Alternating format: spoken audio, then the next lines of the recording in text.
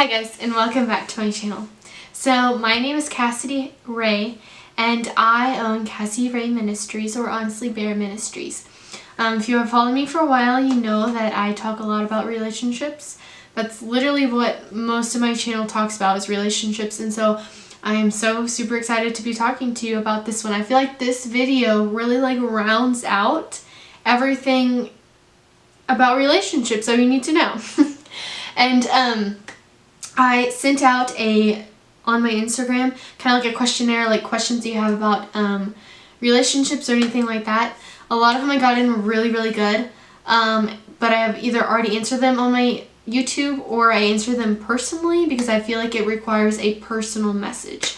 This was the only one that I thought I really should make a video about because I have not made one about this, and it kind of just lets people know that it's okay to be single is the main point. So please follow me on Instagram and on my blog and subscribe to this channel and like up this video. So, being single. Will you ever get married? Will you ever have kids in your life? Will you ever be able to make it past your single season? The answer is yes. Yes, you will.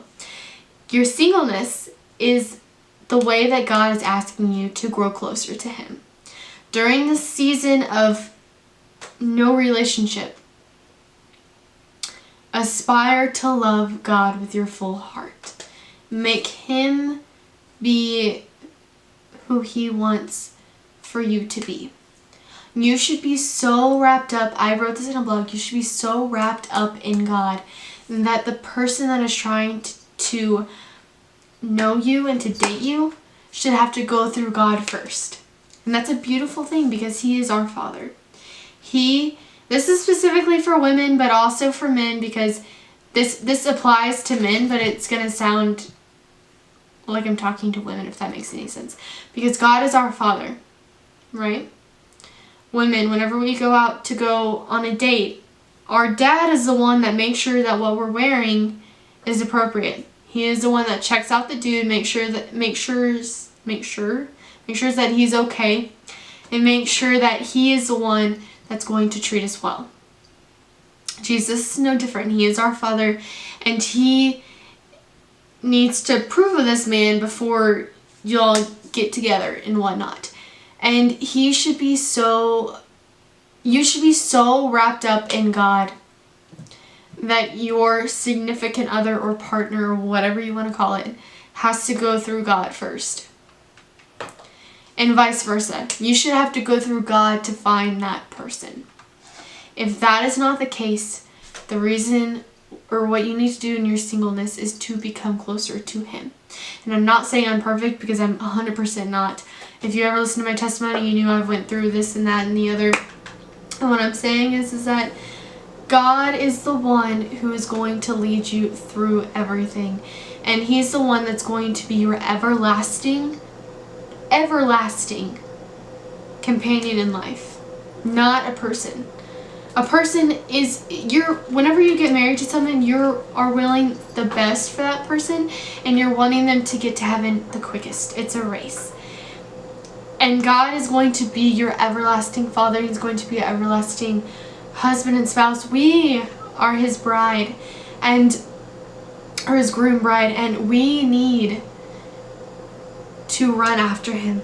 And we need to love Him in our season of singleness, because this is the only time that you can work on yourself. Become a healthier version of you. Become a more mentally stable, not mentally stable, that sounds bad, mentally okay person. Because I know sometimes I struggle with a lot of anxiety, and so I need to be okay with myself before I can take on another person.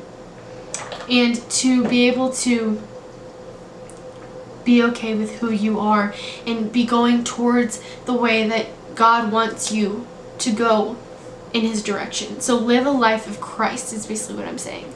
Learn what God wants you to do in your life and chase after that dream with Him. Now, the next question was breakups. So obviously to become single you have to go through a breakup. So I figured I would do this all together in the same video. So, breaking up.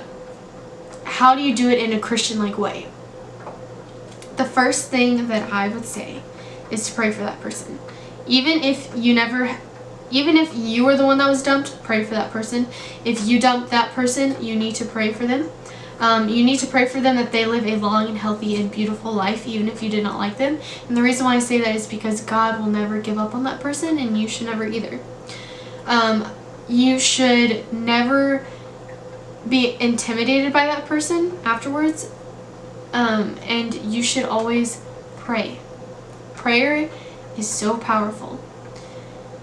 So, even if you had a nasty breakup, I'm just going to continue on with this. Even if you had a nasty breakup and you feel like there is nothing in between you guys and you're never going to talk again and everything like that, remember that he or she was your all at one time, and that he or she is still trying to live a life with Christ.